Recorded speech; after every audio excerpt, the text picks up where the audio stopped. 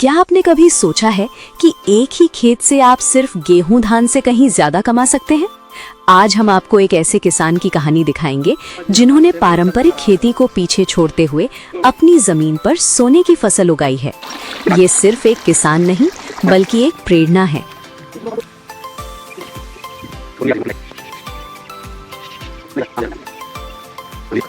मिलिए हमारे नायक श्री शिवनाथ कुशवाहा जी से, जो ग्राम गोंदा गढ़वा जिला के रहने वाले हैं। वर्षों तक इन्होंने भी वही किया जो इनके पुरखों ने किया, पारंपरिक धान और गेहूं की खेती। लेकिन बदलती जलवायु और बाजार की अनिश्चितता ने इन्हें सोचने पर मजबूर कर दिया। लागत ज्यादा और मुनाफा कम, क्या यही थी खेती की सच्चाई? श्री शिवनाथ कुशवाहा जी ने हार नहीं मानी। उन्होंने कृषि विज्ञान केंद्र गढ़वा से प्रशिक्षण प्राप्त की, जैसे मधुपालन, मशरूम की खेती, मछली पालन आदि की प्रशिक्षण प्राप्त की।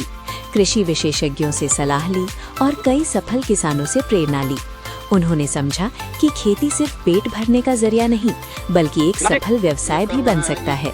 जरूरत थी तो बस एक नई नजरिया और सही प्लानिंग की।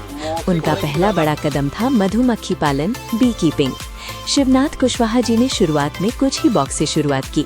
उन्होंने मधुमक्खियों के स्वभाव को समझा, मौसम के हिसाब से उनकी देखभाल की और आज पहले हम लोग का मधु देख करके डर लगा था, मधुमक्खी देख करके जब मारे ना या मारता था तब फूल जाता था। लेकिन जब हम लोग कृषि विज्ञान केंद्र में जब प्रशिक्षण लिए, इसके बाद मधु लोग हम लोग के मैंने प्रशिक्षण लेने के बाद सीख गए तो बक्सा रखे। इसके बाद विज्ञान केंद्र से, कृषि विज्ञान केंद्र से बक्सा भी मिला और उससे मधु निकलने लगा। तो बिरसा हनी करके हम लोग मधु को बेचने लगे और उससे बढ़िया मैंने लाभ मिलने लगा। ऐसे ही बढ़ते बढ़ते अपना गांव में 2-3 ठे और भी करवाए हैं और अपने किए हैं, प्रशिक्षण भी लिए हैं।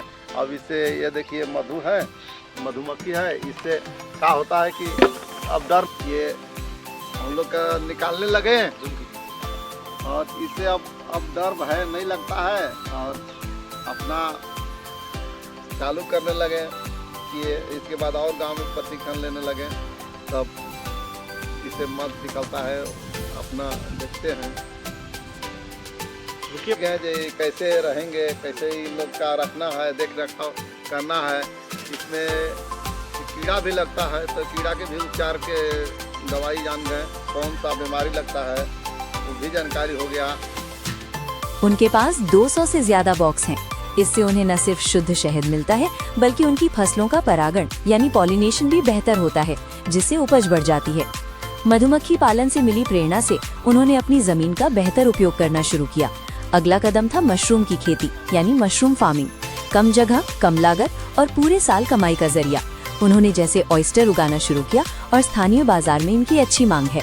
इसके बाद उन्होंने मछली पालन को अपनाया। अपने खेत में छोटे तालाब बनाकर उन्होंने मछली के प्रकार जैसे रोहू, कतला पालना शुरू किया। ये पानी का प्रभावी उपयोग और प्रोटीन का एक स्थायी स्रोत बन गया है।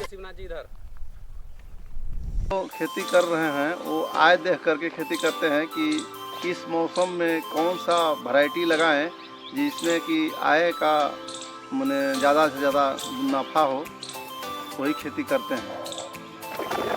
सिर्फ यही नहीं, श्री शिवनाथ कुशवाहा जी ने अपनी बाकी जमीन पर भी डाइवर्सिफिकेशन अपनाया है। उन्होंने पारंपरिक फसलों के साथ साथ बाजार की मांग के अनुसार विभिन्न प्रकार की सब्जियां और फसलें उगाना शुरू किया। इसमें जैसे टमाटर, ब्रोकली, रंगीन शिमला मिर्च और जैविक अनाज शामिल हैं। वे अब सिर्फ किसान नहीं बल्कि एक सफल एग्रीप्रेन्योर बन गए हैं। तो आखिर क्या है श्री शिवनाथ कुशवाहा जी की सफलता के मंत्र? हमने उनके हर एक्टिविटी से डेटा इकट्ठा किया और पाया विविधता, डाइवर्सिफिकेशन, सिर्फ एक फसल पर निर्भर न रहना, बाजार अनुसंधान, मार्केट रिसर्च, बाजार की मांग को समझना, प्रौद्योगिकी का उपयोग, अडॉप्शन ऑफ टेक्नोलॉजी, नई तकनीकों को अपनाना, स्थायी खेती, सस्टेनेबल फार्मिंग, प्राकृतिक संसाधनों का सही उपयोग, लगातार सीखना, कंटिन्यूअस लर्निंग, हमेशा कुछ नया सीखते रहना।